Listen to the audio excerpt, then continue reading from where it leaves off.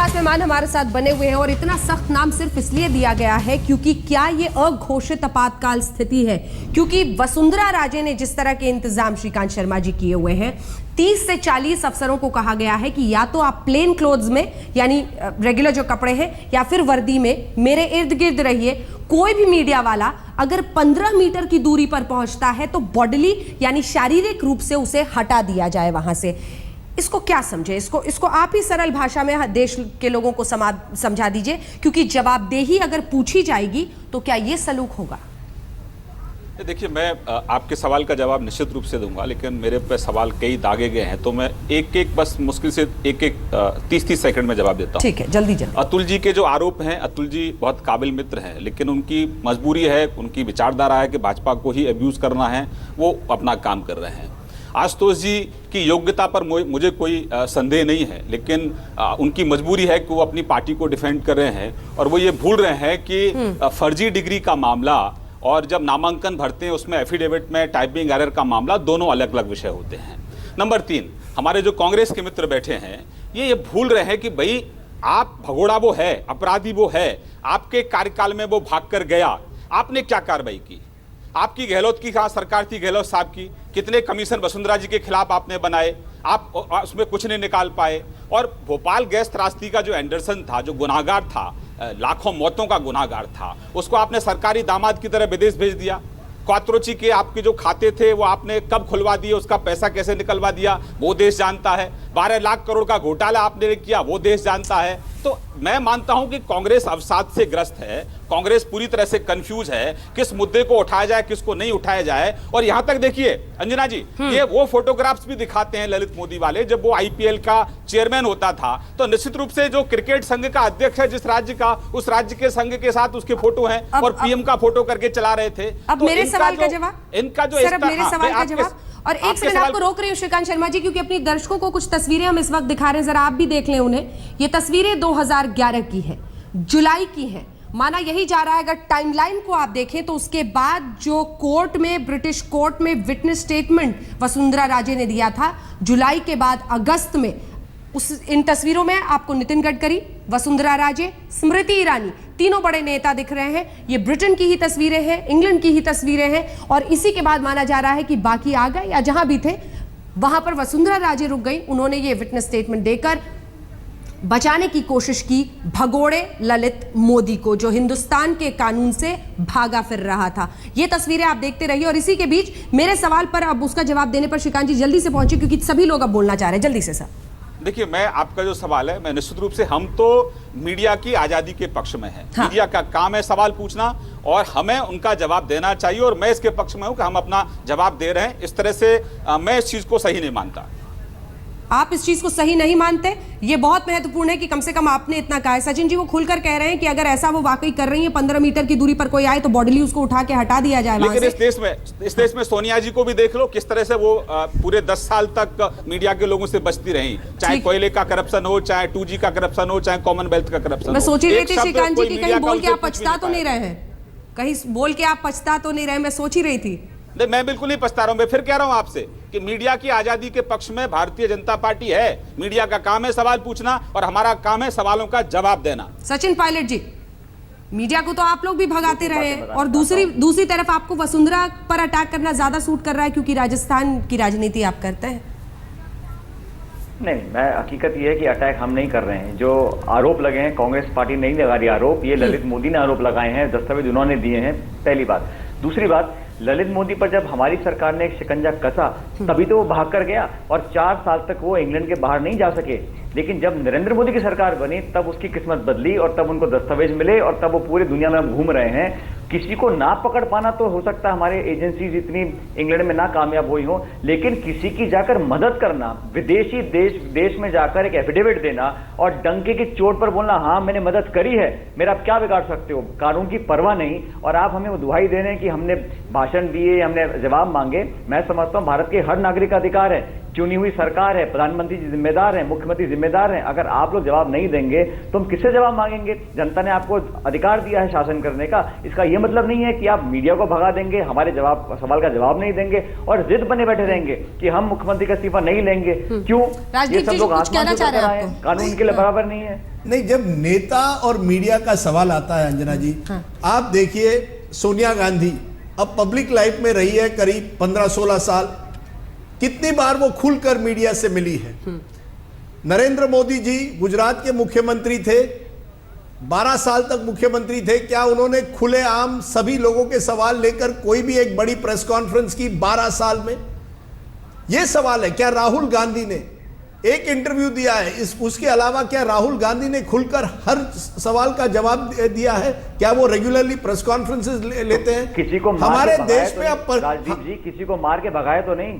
नहीं, मार के देखिए तो नहीं ना। देखिए हमने आपके कार्यालय में पत्रकारों को लातों से मारा गया था।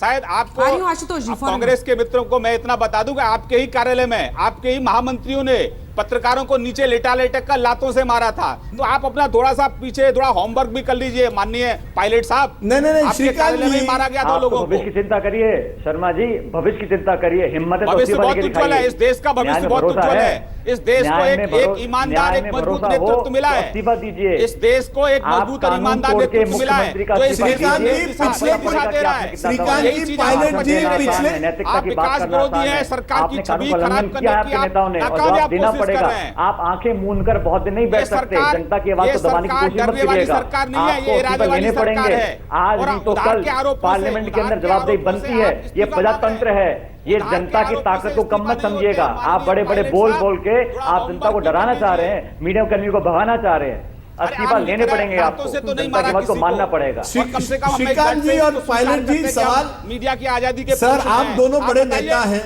आपके महामंत्री खुद लातों से श्रीकांत मार रहे थे। जी, पायलट जी, आप दो बड़े नेता हैं। असलियत यह है कि पिछले 1 महीने में 2 पत्रकारों की हत्या हुई, एक उत्तर प्रदेश में जहां समाजवादी पार्टी का राज है, एक महाराष्ट्र में जहां मध्य प्रदेश से भागा हुआ सैंड माइनिंग माफिया ने उस पत्रकार को ले गए महाराष्ट्र और वहां उसे मारा गया।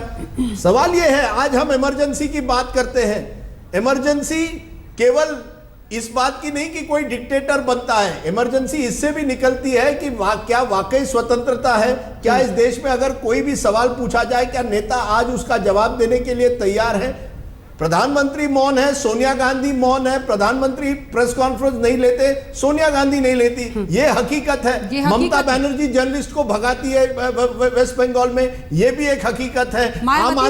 आम आदमी पार्टी भी कहती है कि ट्रायल बाय मीडिया चल रहा है, तो किस तरह से चलेगा? आशुतोष जी, ये सवाल मैं आपसे पूछना चाहती थी अब कि सेक्रेटेरिएट का तो रंग बदल गया है, मीडिया को पहले ही रोक दिया गया और आप खुद एक वक्त पर मीडिया से जुड़े रहे, इसलिए ये सवाल का ईमानदार जवाब बहुत जरूरी है।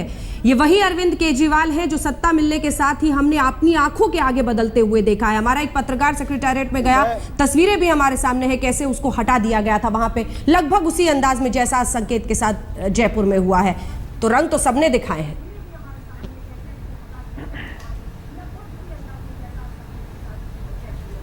नहीं, मैं यहाँ किसी को डिफेंड करने के लिए या किसी को जस्टिफाई करने के लिए नहीं बैठा हूं, लेकिन जो मसला आज का उसके ऊपर मैं 3 टिप्पणी करना चाहूंगा और मैं स्पष्ट तौर पे कहना चाहता हूं। पहली बात, इस देश के अंदर सोशल मीडिया पर, ट्विटर पर, सोशल और जो फेसबुक पर माँ बहन की गालियां और किसी भी महिला पत्रकार या पुरुष पत्रकार हो उसका चरित्रहरण करने की शुरुआत किसने की, इसके लिए मुझे किसी का नाम लेने की जरूरत नहीं है।